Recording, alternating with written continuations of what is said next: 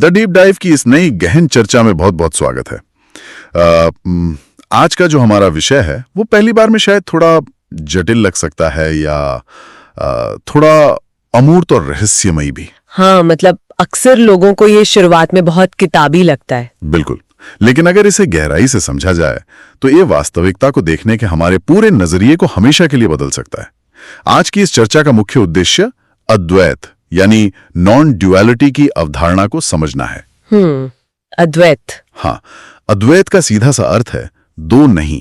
और आज इस विषय को समझने के लिए हमने जिन स्रोतों का अध्ययन किया है वे अविश्वसनीय रूप से विविध हैं। बहुत ही ज्यादा विविध हैं। मतलब एक तरफ हमारे पास प्राचीन पूर्वी ग्रंथ हैं, पश्चिमी दर्शन की गहरी बातें हैं, तो दूसरी तरफ समकालीन आध्यात्मिक गुरुओं के एकदम व्यावहारिक विचार भी हैं। और इसमें सबसे रोमांचक बात तो ये है कि हमने बिल्कुल नवीनतम वैज्ञानिक और जैविक शोध को भी शामिल किया है। सही कहा।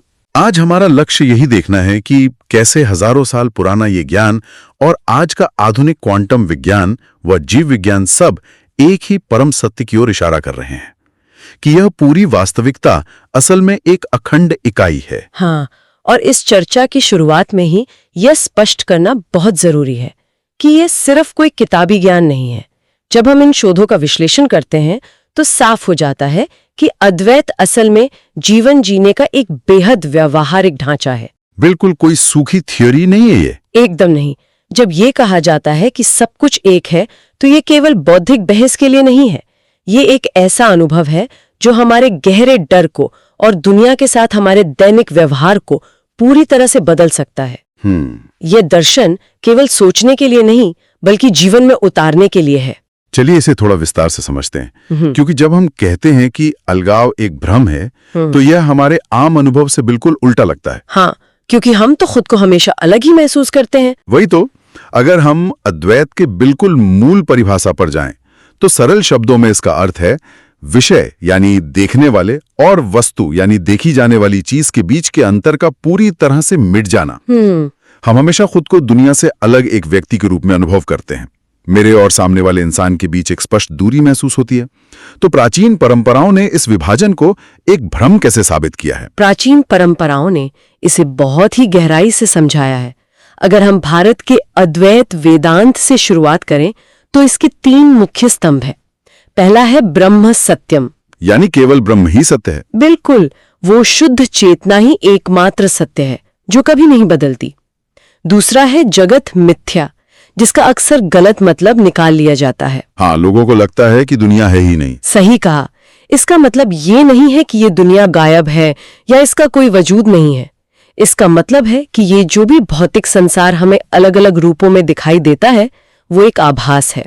जैसे रेगिस्तान में पानी का मृग तृष्णा वाला भ्रम रहे होते हैं। ये एक बेहतरीन उदाहरण है। मृग तृष्णा दिखती है, उसका अनुभव होता है, लेकिन उसमें कोई असली पानी नहीं होता। तो इसका तीसरा स्तंभ क्या कहता है? तीसरा और सबसे क्रांतिकारी स्तंभ है जीवो ब्रह्मेव न पर। मतलब जीव और ब्रह्म अलग नहीं है।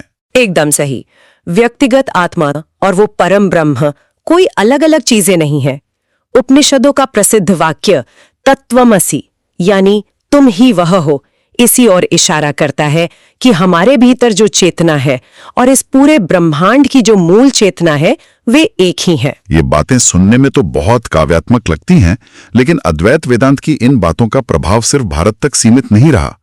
बौद्ध धर्म के ग्रंथों में भी मुझे बिल्कुल यही गूंज सुनाई दी। हाँ, बौद्ध धर्म में इसे शून्यता के सिद्धांत के रूप में जाना जाता है। हाट सूत्र में एक बहुत ही प्रसिद्ध वाक्य है कि रूप ही शून्यता है, शून्यता ही रूप है। शून्यता का मतलब यहाँ कोई खालीपन नहीं है ना? बिल्कुल नहीं, कोई ब्लैक होल या खालीपन नहीं।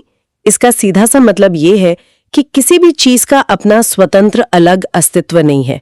हर चीज एक दूसरे पर निर्भर है। जैसे पेड़ का उदाहरण लें। हाँ, पेड़ में मिट्टी है, सूरज की रोशनी है, बारिश का पानी है। अगर आप सूरज और बारिश को हटा दें तो पेड़ कहाँ है?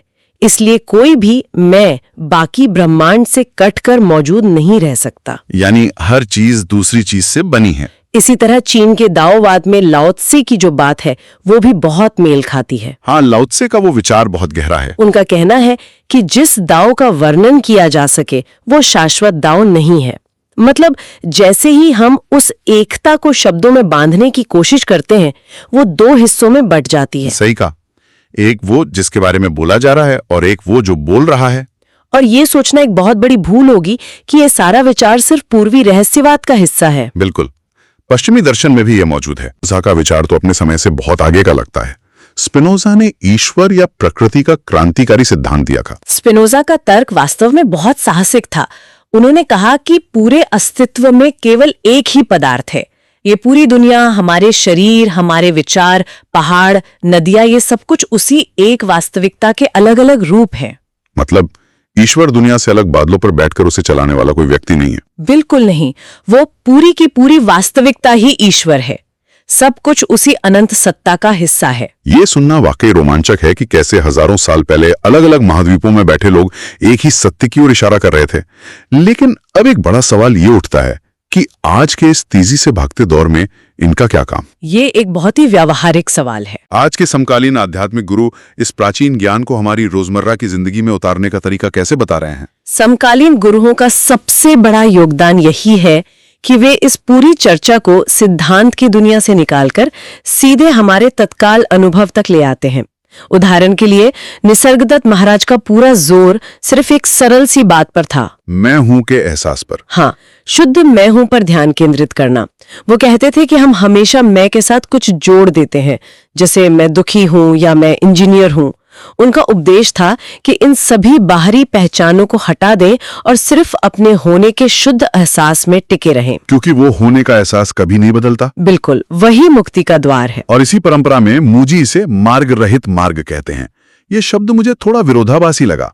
हम ऐसे रास्ते पर कैसे चल सकते हैं जो है ही नहीं? ये विरोधाभासी इसलिए लगता है क्योंकि हम हमेशा कुछ हासिल करने के आदी हैं। मूजी का कहना है कि ये कोई ऐसा रास्ता नहीं है जहां आपको चल के कहीं पहुंचना है, क्योंकि हम पहले से ही वो स्वयं है जिसकी हम तलाश कर रहे हैं। आप खुद तक पहुंचने के लिए कोई यात्रा कैसे कर सकते हैं? सही बात है। इसलिए उनका जोर वर्तमान की जागरूकता में ठहरने पर है। रूबर्ट स्पीरा भी इसी बात को बहुत शानदार तरीके से समझाते हैं। वे चेतना की तुलना एक मूवी स्क्रीन से करते हैं। ये मेरी पसंदीदा एनालॉजी है। हम अक्सर उस स्क्रीन पर चल रही फिल्में इतने खो जाते हैं कि हम स्क्रीन को ही भूल जाते हैं। स्पीरा कहते हैं कि चाहे फिल्म में आग लगी हो या कोई कॉमेडी चल रही हो, स्क्रीन कभी जलती नहीं है। वो हमेशा शांत और अछूती रहती है। हम खुशी को बाहर तलाशते हैं, जबकि वो शांत स्क्रीन यानी हम स्वयं ही वो खुशी हैं। बहुत ही सटीक। स्वामी सर्वप्रियानंद भी लहरों और समुद्र की एक सुंदर एनालॉजी का उपयोग करते हैं। समुद्र में अनगिनत लहरें उठती हैं। एक लहर सोच सकती है कि मैं बहुत छोटी हूं या मैं खत्म हो जाऊंगी, लेकिन अगर वो गहराई में देखें तो वो कोई लहर है ही नहीं। बिल्कुल, वो पूरी तरह से पानी है, समुद्र है। अलग अलग लहरें सिर्फ रूप और नाम है। जब लहर ये जान लेती है कि वो पानी है, तो उसके खत्म होने का डर हमेशा के लिए दूर हो जाता है। और आचार्य प्रशांत का दृष्टिकोण इस मामले में बहुत तीखा और तार्किक है। वे कहते हैं कि ये सभी द्वैत केवल मन की उपज हैं। वे ज्ञान प्राप्त करने की प्रक्रिया पर ही सवाल उठाते हैं कि हर प्रकार का ज्ञान असल में द्वैतवादी होता है, क्योंकि जब भी ज्ञान होता है तो वहां हमेशा एक जानने वाला और एक जानी जाने वाली वस्तु होती है। दो चीजें आ गई ना। हाँ, आचार्य प्रशांत कहते हैं कि बौद्धिक उत्तरों और किताबें पढ़ने से ये एकता कभी हासिल नहीं हो सकती। सच्ची समझ मन के पार उस मौन में है जहां जानने वाला और जानी जाने वाली चीज के बीच की दीवार गिर जाती है। यहाँ जो बात सबसे आकर्षक है वो ये है कि इन सभी गुरुओं के तरीके अलग हो सकते हैं, लेकिन सबका निचोड़ एक ही है, अहंकार का त्याग। बिल्कुल। यहाँ बात सच में बहुत दिलचस्प हो जाती है, क्योंकि अगर मैं कहूं कि ये सब सिर्फ अध्यात्म की बातें नहीं है, बल्कि आज के वैज्ञानिक अपनी प्रयोगशालाओं में ठीक इसी नतीजे पर पहुंच रहे हैं, तो ये बहस एक नया मोड़ ले लेती है। विज्ञान का ये पहलू इसे एक ठोस आधार देता है। सदियों से हम मानते आए हैं कि चेतना हमारे मस्तिष्क के अंदर पैदा होती है। मतलब पहले पदार्थ आया, फिर दिमाग बना और उसमें से चेतना निकली। हाँ, यही पुरानी धारणा थी, लेकिन माइकल लेविन का जीव विज्ञान का नया शोध इस पूरी धारणा को पलट रहा है। उनका वो प्लानेरियन चपटे कृमियों वाला प्रयोग जब मैंने पढ़ा तो लगा जैसे मैं कोई साइंस फिक्शन पढ़ रही हूँ। यह प्रयोग वास्तव में विज्ञान के लिए एक बहुत बड़ा झटका है। माइकल लेविन की टीम ने इन कृमियों को एक भूल भुलैया से बाहर निकलना सिखाया। कृमियों ने रास्ता याद कर लिया। इसके बाद वैज्ञानिकों ने उनका सिर काट दिया, जिसमें उनका मस्तिष्क भी शामिल था। सिर ही काट दिया? तो फिर तो सारी याददाश्त वहीं खत्म हो गई होगी। बिना दिमाग के तो कोई कुछ याद नहीं रख सकता। सामान्य विज्ञान तो यही कहता है, लेकिन इन कृमियों की खासियत है कि वे अपने अंग वापस उगा सकते हैं। जब उनका सिर और मस्तिष्क दोबारा उग गया तो सबसे चौंकाने वाली बात सामने आई। उन्हें वो रास्ता याद था? हाँ, नए दिमाग वाले उन कृमियों को वो भूल भुलैया अभी भी याद थी। वे बिना नई ट्रेनिंग के सही रास्ता खोज रहे थे। ये तो सचमुच दिमाग घुमा देने वाला है। अगर यादें सिर्फ दिमाग के न्यूरॉन्स में स्टोर होती हैं, तो नया दिमाग आने पर पुरानी यादें कैसे आ गईं? यही वो सवाल है जिसने सबको सोचने पर मजबूर कर दिया।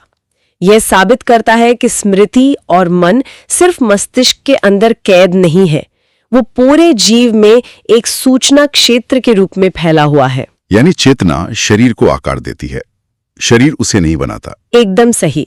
और दर्शन शास्त्री बर्नार्डो कैस्ट्रुप का आदर्शवाद का सिद्धांत भी यही कहता है कि चेतना मस्तिष्क द्वारा उत्पन्न नहीं होती। चेतना वो ढांचा है जिसके भीतर यह सारा भौतिक ब्रह्मांड बनता है। चेतना पहले है और भौतिक दुनिया उसके अंदर का एक अनुभव है। डोनाल्ड हॉफमैन की इंटरफेस थ्योरी भी इसे बहुत अच्छे से समझाती है। हाँ, हॉफमैन का तर्क है कि हम जो ये भौतिक दुनिया देखते हैं, ये कोई वस्तुनिष्ठ सत्य नहीं है। ये सिर्फ एक यूजर इंटरफेस है, बिल्कुल कंप्यूटर स्क्रीन के आइकन्स की तरह। विकासवाद ने हमें जीवित रहने के लिए उपयोगी भ्रम दिए हैं, ताकि हम इस दुनिया में काम कर सकें। असली सत्य तो वो असीम चेतना है जो इस इंटरफेस के पीछे काम कर रही है। मतलब अगर मेरे स्क्रीन पर एक नीला फोल्डर है, तो वो असल में प्लास्टिक का नहीं है, वो सिर्फ डेटा का एक रूप है। बिल्कुल। हालांकि गुरुत्वाकर्षण एक ऐसा आइकन है जिसे हमें इग्नोर नहीं करना चाहिए, वरना चोट लग सकती है। इंटरफेस के नियमों का पालन करना तो जरूरी है, लेकिन बात वही है कि वो अंतिम सत्य नहीं है। इसी कड़ी में फेडरिको फेगिन के विचार विज्ञान और कविता का संगम है। फैगिन, जिन्होंने पहला माइक्रो प्रोसेसर के विकास में भूमिका निभाई थी? हाँ, वे कहते हैं कि पदार्थ सिर्फ वो स्याही है जिसे चेतना खुद को जानने की कहानी लिख रही है। और न्यूरोसाइंटिस्ट क्रिस्टोफ कोच भी अब मानते हैं कि चेतना इस ब्रह्मांड का एक मूलभूत गुण है, बिल्कुल द्रव्यमान या ऊर्जा की तरह। तो इस सब का असल मतलब क्या है? अगर हम इसे व्यापक संदर्भ से जोड़ें तो यह ज्ञान हमारे दैनिक जीवन पर गहरा प्रभाव डालता है। सबसे बड़ा फायदा है कि मृत्यु का भय कम होने लगता है, क्योंकि जब समझ आ जाए कि हम उस अखंड चेतना का हिस्सा हैं जो कभी खत्म नहीं होती, तो चिंताएं दूर हो जाती हैं। शरीर लहर की तरह अस्थायी है, लेकिन चेतना पानी की तरह शाश्वत है। और इसके सामाजिक प्रभाव भी बहुत गहरे हैं। जब हम मान लेते हैं कि हम अलग हैं तो स्वार्थ जन्म लेता है, लेकिन एकता की भावना सीधे तौर पर पर्यावरण के प्रति चिंता और परोपकार से जुड़ी है। यदि प्रकृति और दूसरे लोग हमसे अलग हैं ही नहीं, तो हम उन्हें नुकसान कैसे पहुंचा सकते हैं? दूसरों के प्रति दयालु होना असल में खुद के प्रति दयालु होना ही है। यही वो एकता का ढांचा है जिसकी दुनिया को जरूरत है। विज्ञान और आध्यात्मिकता के बीच कोई संघर्ष नहीं है। सोचिए, यदि हम चिकित्सा विज्ञान को इस दृष्टिकोण से देखें तो कितना कुछ बदल सकता है। लेविन की शोध को ही लें। अगर चिकित्सा विज्ञान मान ले कि शरीर चेतना द्वारा निर्देशित एक सूचना क्षेत्र है, तो गंभीर बीमारियों के इलाज का तरीका ही बदल सकता है। इस पूरी चर्चा का सार यही निकलता है भी, चाहे हम उपनिषदों को पढ़ें, बौद्ध धर्म को समझें या आधुनिक विज्ञान को देखें, सब एक ही निष्कर्ष पर पहुंचते हैं कि चेतना केवल एक है और सब कुछ उसी का विस्तार है। और इसी नींव पर हम अंत में एक विचार छोड़ना चाहेंगे।